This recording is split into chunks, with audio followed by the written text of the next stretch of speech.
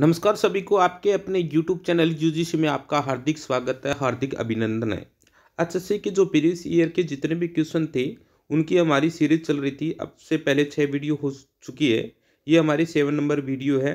तो पहले की वीडियो अगर आपको देखनी है तो चैनल पर विजिट कीजिए, आप वहाँ से देख सकते हैं। और इस जो वीडियो आज की है उसका जो फर्स्ट क्वेश्चन है वो आपके सामने दिखाई दे रहा होगा। पहला क्वेश्चन क्या है, यदि किसी भारतीय नागरिक को उसके धर्म के आधार पर कोई सार्वजनिक पद दिए जाने से मना कर दिया जाए तो उसके कौन से मूलभूत अधिकार का उल्लंघन होगा। मोस्ट इंपॉर्टेंट क्वेश्चन है। अभी मैं पहले बता देता हूँ आपको, मौलिक अधिकार यानी मौलिक अधिकार से सबसे ज्यादा बार क्वेश्चन पूछे गए एसएससी के द्वारा।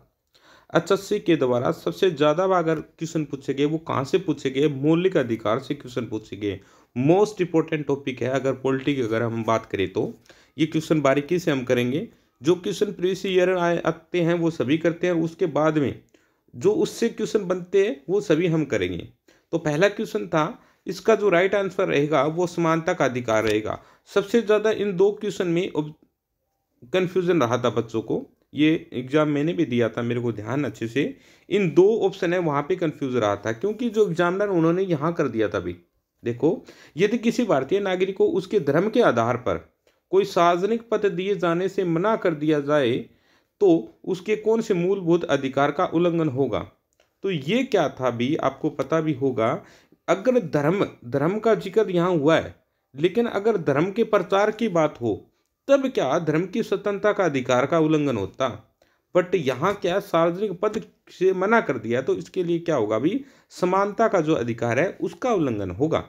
ठीक है, ये आपको पता होना चाहिए। इससे रिलेटेड और जो जितने भी क्वेश्चन बनते हैं वो अभी हम देख लेते हैं। तो आपको पता होगा मूलभूत अधिकार का मतलब क्या, मौलिक अधिकार से है। किससे है, मौलिक अधिकार से है। मौलिक अधिकार से इसका वर्णन देखने को मिलता है भी, मौलिक अधिकार से। मौलिक अधिकार का अगर जिक्र हम करें तो इसका जो कौन से आर्टिकल में देखने को मिलता है, आर्टिकल क्या है, 1 2 3 5 बोलते हैं ना, 1 2 और ज़्यादा 3 5, ठीक है ना, आप समझ गए होंगे। तो 12 से 35 तक, यानी आर्टिकल 12 से 35 तक इनका वर्णन है वो देखने को मिलता है। भाग नंबर क्या, भाग नंबर 3। ठीक है, और कहाँ से लिए गए है ये जो मौलिक अधिकार है, वो कहाँ से लिए गए भी, अमेरिका से। ये भी आपको पता होना चाहिए, कहाँ से लिए गए, अमेरिका से। भाग नंबर 3 अमेरिका से। और जो आर्टिकल है वो 12 से 35 तक का वो जो वर्णन है वो कहाँ देखने को मिलता है, मौलिक अधिकार का भी। ठीक है, कहाँ देखने को मिलता है, मौलिक अधिकार का जो वर्णन है आर्टिकल 12 से 35 तक देखने को मिलता है। भाग 3 आपको याद करना है, जिससे मौलिक में कितने अक्षर है, टोटल 3 है, तो इसे याद कर सकते हो आप, यानी भाग 3। और ऐसे इसको आर्टिकल को कैसे याद करो, 1 2 3 5, यानी 12 से 35 तक इसका वर्णन है वो देखने को मिलता है। और बात कर लेते हैं हम यहाँ पे, जैसे आपके सामने दिखाई दे रहा होगा समानता का अधिकार का अगर हम जिक्र करें तो इसका जो आर्टिकल है समानता का अधिकार का 14 से 18, ठीक है, कहाँ तक, 14 से 18 तक हमारे को देखने को मिलता है। यही बात कर लेते हैं स्वतंत्रता की अगर बात करें तो 19 से 22 तक, आर्टिकल 19 से 22 तक। उसके बाद में बात करें, यहाँ आपको दिखाई दे रहा शोषण के विरुद्ध शोषण का अधिकार। ठीक है, शोषण का अधिकार ये 23 24, ठीक है, 23 से 24। ठीक है, उसके बाद में धर्म की स्वतंत्रता का अधिकार, धर्म की स्वतंत्रता का अधिकार है ये है 25 से 28, 25 से 28। तो इम्पोर्टेंट है भी ये, आप नोट भी कर सकते हैं, नोटबुक में है आपके पास तो इसमें नोट भी कर सकते हैं। अब एक इम्पोर्टेंट और भी रह गया आपका, आर्टिकल 32। आर्टिकल जो 32 है उसमें क्या दिया गया है, संवैधानिक उपचारों का अधिकार। कौन सा भी, संवैधानिक उपचारों का अधिकार। संवैधानिक उपचारों का जो अधिकार है वो कौन से अनुच्छेद में है, आर्टिकल 32 में है। और इसके लिए जो इम्पोर्टेंट बात है वो भी आपको पता होगी, BR अम्बेडकर यानी भीमराव अम्बेडकर है, उन्होंने क्या संविधान की आत्मा कहा है, किसको भी, आर्टिकल 32 को, जो संवैधानिक उपचारों का जो अधिकार है उसको संविधान की आत्मा किसने कहा है, भीमराव अम्बेडकर ने इसको कहा है भी। ये इंपॉर्टेंट क्वेश्चन है, और सबसे ज़्यादा बार अगर पॉलिटी से क्वेश्चन आया है वो कहाँ से आया है भी, मौलिक अधिकार है वहाँ से क्वेश्चन पूछा गया है भी। ठीक है, नेक्स्ट क्वेश्चन हम करते हैं। और मैं बता देता हूँ एचएससी के जितने भी प्रीवियस ईयर के जो क्वेश्चन आए हुए हैं हमारी जो सीरीज चल रही है ये, और इसमें जो क्वेश्चन आए हैं वो भी करते हैं, और इससे रिलेटेड जितने भी क्वेश्चन बनते हैं उनको बारीकी से हम करते हैं। आपने वीडियो देख रहे होंगे और आपको पता भी चल रहा होगा, और इससे पहले की जो वीडियो है वो भी आप देख सकते हैं।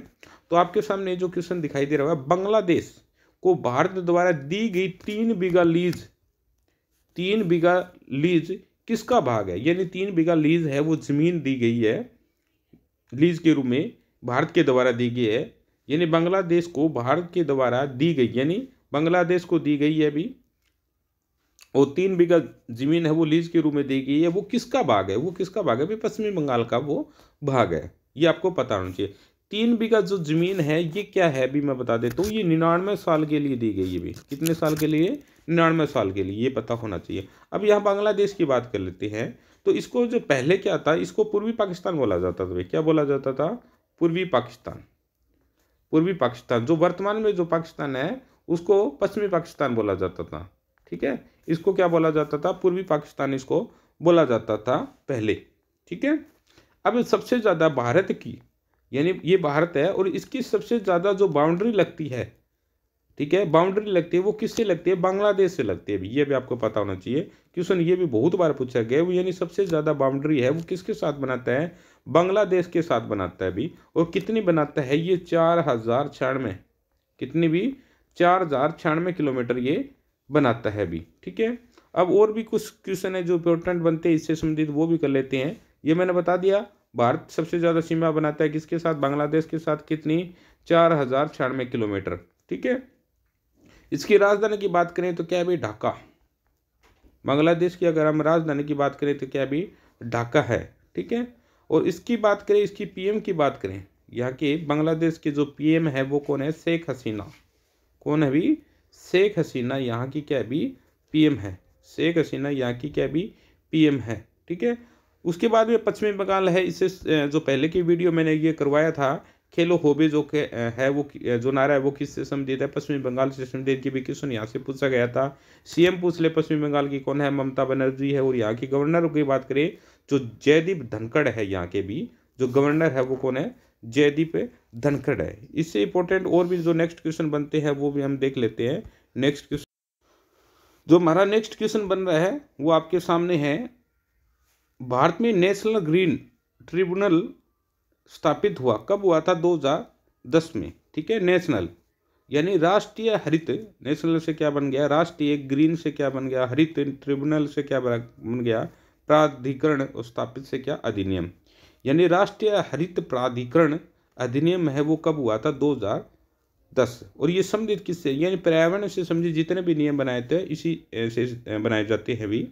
नेक्स्ट क्वेश्चन हमारा देख लेते हैं। नेक्स्ट क्वेश्चन है पंचायती राज से संबंधित है ये क्वेश्चन भी। निम्नलिखित में से कौन सी पंचायतों के विकास के लिए सुझाव देने वाली सर्वप्रथम समिति थी? सर्वप्रथम समिति की बात करें तो आपको पता भी होगा, यानी ग्राम पंचायत से संबंधित, आपने अभी ग्राम सचिव का एग्जाम होने वाला था वो कैंसिल हो गया है, आपने पढ़ा हुआ है। कौन सी? भी बलवंत राय जो मेहता समिति है उसकी बात करें। मैंने पहले की वीडियो है उसमें बताया था आपको, प्लानिंग कमीशन, प्लानिंग कमीशन यानी योजना आयोग है, उनके द्वारा ये समिति बनाई गई थी। बलवंत राय मेहता समिति है योजना आयोग। ठीक है, प्लानिंग कमीशन, जिसको अभी जो नया नाम दे दिया गया, जिसको क्या बोलते हैं? नीति आयोग, और जिसका अध्यक्ष कौन होता है? अभी पीएम होता है। ठीक है, और ये बलवंत राय जो मेहता समिति, ये सबसे पहली समिति थी जिसकी स्थापना कब हुई थी? 1957 में भी। कब हुई थी? 1957 में। और बलवंत राय जो मेहता समिति है इसी ने ही त्रिस्तरीय जो व्यवस्था है उसको लागू करवाया था। त्रिस्तरीय, ठीक है, नहीं त्रिस्तरीय, यानी जो हमारे में त्रिस्तरीय पंचायती राज व्यवस्था, आपको पता भी होगा, ग्राम पंचायत, ठीक है, और ब्लॉक स्तर, पंचायत, ग्राम पंचायत, ब्लॉक स्तर और जिला स्तर, ये 3 स्तर हैं यहाँ माने गए। और ये जो देन है वो किसकी है? बलवंत राय जो मेहता समिति है उसकी ही देन है। इन्होंने जो त्रिस्तरीय जो ही उसको लागू करने के लिए 1957 में बनी थी। 1958 में इन्होंने रिपोर्ट पेश की थी। 1958 में इन्होंने क्या रिपोर्ट पेश की थी। और 2 अक्टूबर 1959 को सबसे पहले राजस्थान में लागू हुई थी। उसके बाद में 11 अक्टूबर को क्या, हाँ, आंध्र प्रदेश में ये लागू हुई थी। इसके बारे में हमने पहले से जिक्र कर चुके हैं। इसे जो नेक्स्ट क्वेश्चन बनता है ये भी देख लेते हैं। जो आपके सामने अशोक मेहता समिति की बात करें तो ये कब आई थी? 1977 में। इस तरह से आप रिलेट कर लो, ये कब आई थी? 1957 में, यानी इसके 20 साल बाद कब? 1977 में। ठीक है, इससे नेक्स्ट क्वेश्चन बनता है, वो भी हम देख लेते हैं। नेक्स्ट क्वेश्चन है हमारा 58 नंबर क्वेश्चन। देखिए क्या दिया हुआ है, पहली कृषि सगणना। पहली कृषि सगणना, सगणना का मतलब है जनगणना। ठीक है, पहली कृषि सगणना का मतलब है कृषि की जनगणना है वो सबसे पहले कब हुई थी? 1970-71 में सबसे पहले जनगणना हुई थी भी कृषि से संबंधित। और कृषि से संबंधित जो जनगणना होती है वो 5 वर्ष के बाद होती है। और शायद पशुओं की जनगणना वो होती है, वो भी शायद 5 साल के बाद होती है। जो व्यक्तियों की जनगणना होती है वो 10 साल बाद होती है। ठीक है, ये होता है भी। और सबसे पहले कब हुई थी? 1970-71 में। और अभी जो पीछे हुई थी वो हुई थी 2015-16 में भी। कब हुई थी? 2015-16 में। 2015-16 में जो जनगणना हुई थी वो कौन से नंबर की थी? वो 10वें नंबर की थी भी। कौन से नंबर की थी? 10वें नंबर की थी। नेक्स्ट क्वेश्चन हमारा जो बन रहा है, नागार्जुन सागर बांध बना है। नागार्जुन सागर जो बांध बना है वो कौन सी नदी पर बना है? तो आपको पता भी होगा, कृष्णा नदी पर। कौन सी नदी पर? कृष्णा नदी पर। और कृष्णा नदी पर एक और भी बांध है जिसका नाम है अलमारी बांध। ठीक है, शायद अलमारी बांध होगा भी, अलमारी बांध। ठीक है, अलमारी बांध। उसके बाद में जहाँ नर्मदा नदी की बात करते हैं, नर्मदा नदी की बात करते हैं तो यहाँ सरदार सरोवर बांध भी है भी। सरदार सरोवर बांध, सरदार सरोवर बांध है, ये कहाँ पड़ता है? गुजरात में भी। कहाँ पड़ता है? गुजरात में। उसके बाद में गोदावरी की बात करें तो दक्षिण भारत की गंगा बोलते हैं इसको भी। क्या बोलते हैं? दक्षिण भारत की गंगा। दक्षिण भारत है उसकी गंगा बोलते हैं किसको? गोदावरी को। ठीक है, और गंगा की लंबी की या दक्षिण भारत की गंगा की हम बात कर रहे थे। दक्षिण भारत की गंगा, ये इंपॉर्टेंट क्वेश्चन आया हुआ है अभी। गोदावरी नदी है उसको क्या दक्षिण भारत की गंगा बोलते हैं। और गंगा की लंबाई पूछ ले, यानी गंगा नदी है उसकी लंबाई कितनी है? 2525 किलोमीटर भी। ये भी इंपॉर्टेंट क्वेश्चन पूछा गया है। अगर गोदावरी की बात करें, 1465, यानी 1465 किलोमीटर क्या है? लंबी है। गोदावरी नदी की अगर हम बात करें तो कितनी है? 1465 किलोमीटर है भी। ठीक है, नेक्स्ट क्वेश्चन कौन सा बन रहा है वो भी हम देख लेते हैं। नेक्स्ट क्वेश्चन, उच्च न्यायालय के न्यायाधीशों की नियुक्ति के पर, उच्च न्यायालय के न्यायाधीशों की नियुक्ति पर क्या होता है भी? इसका जो राइट आंसर यहाँ बता देता हूँ, देखो सुनो आप। हरियाणा एवं Punjab high court, Haryana and Punjab high court. ठीक है, हरियाणा एंड पंजाब जो हाई कोर्ट है, ठीक है, यहाँ के जो मुख्य न्यायाधीश है उसकी नियुक्ति किसके द्वारा की जाती है? उसके द्वारा जो नियुक्ति की जाती है वो राष्ट्रपति के द्वारा की जाती है, ये आपको पता होगा। और ये जो वर्णन है वो कौन से अनुच्छेद में देखने को मिलता है? 217 में। आर्टिकल 217 में ये बात दी गई है। क्या दी गई है? यानी हरियाणा एवं पंजाब जो हाई कोर्ट है उसकी जो नियुक्ति है वो किसके द्वारा की जाएगी? राष्ट्रपति के द्वारा की जाएगी। ये कौन से आर्टिकल में? 217 में। और किसकी सलाह पर? राज्यपाल की सलाह पर, यानी राज्यपाल से है उससे क्या सलाह मशूरा करेगा। ठीक है, ये आपको पता होगा। क्वेश्चन यही है भी। क्वेश्चन क्या आपको सामने दिखाई दे रहा होगा? क्वेश्चन क्या है? उच्च न्यायालय के न्यायाधीशों की नियुक्ति पर क्या करेगा भाई? जो राष्ट्रपति है राज्यपाल से मशवरा लेते हैं, यानी उससे क्या राय लेते हैं भी, ये आपको पता होगा। अब हरियाणा एवं पंजाब जो हाई कोर्ट है उसके जो मुख्य न्यायाधीश है जो वर्तमान में, वो कौन है भाई? रविशंकर झा। कौन है? रविशंकर झा है भी। ठीक है, और कौन से नंबर के? ये 35वें नंबर के हुए। कौन से? ये इंपॉर्टेंट क्वेश्चन है, ये भी अभी HSC के द्वारा पूछे गए हैं। और कुल जज यानी जो मुख्य न्यायाधीश उसके अलावा जो कुल जज है वो स्वीकृत कितने होते हैं भी? स्वीकृत की अगर बात करें भी, टोटल कितने हो सकते हैं? तो वो कितने हो सकते हैं भी? 85 हो सकते हैं स्वीकृत। लेकिन वर्तमान में है कितने? तो वर्तमान में 56 है भी। ठीक है, साथ साथ में आप नोट कीजिए, वर्तमान में है कितने? 56 है। अगर पूछ ले फीमेल कितनी है तो 10 है भी। अगर यहाँ पूछ ले भी फीमेल कितनी है तो टोटल 10 है भी। नेक्स्ट क्वेश्चन कौन सा बन रहा है वो भी हम देख लेते हैं। चंबल नदी बहती है, चंबल नदी क्या? ऑप्शन ए राजस्थान, मध्य प्रदेश, उत्तर प्रदेश में बहती है। और ये यमुना की क्या भी? सहायक नदी है। यमुना की क्या? ये सहायक नदी है। नेक्स्ट क्वेश्चन कर लेते हैं, जल्दी जल्दी हम कर लेते हैं।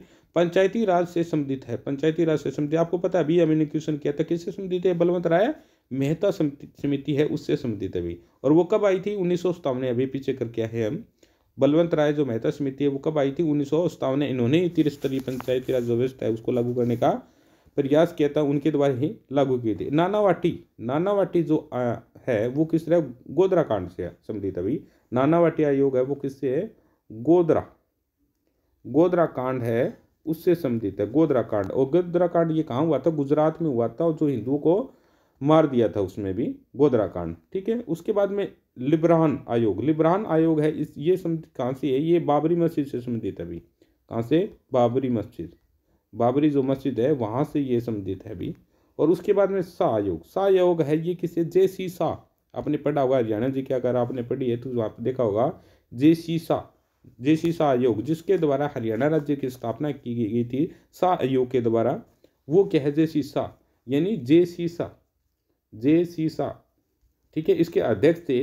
ठीक है, और उसी के नाम पर इसका नाम क्या रखा गया था, शाह आयोग। इसमें 3 सदस्य थे, जे.सी. शाह, फिलिप और असदत, 3 सदस्य होते थे भी इसमें इनके द्वारा। और जो 18वें संवैधानिक संशोधन द्वारा और 17वें राज्य के रूप में हरियाणा राज्य बना था भी।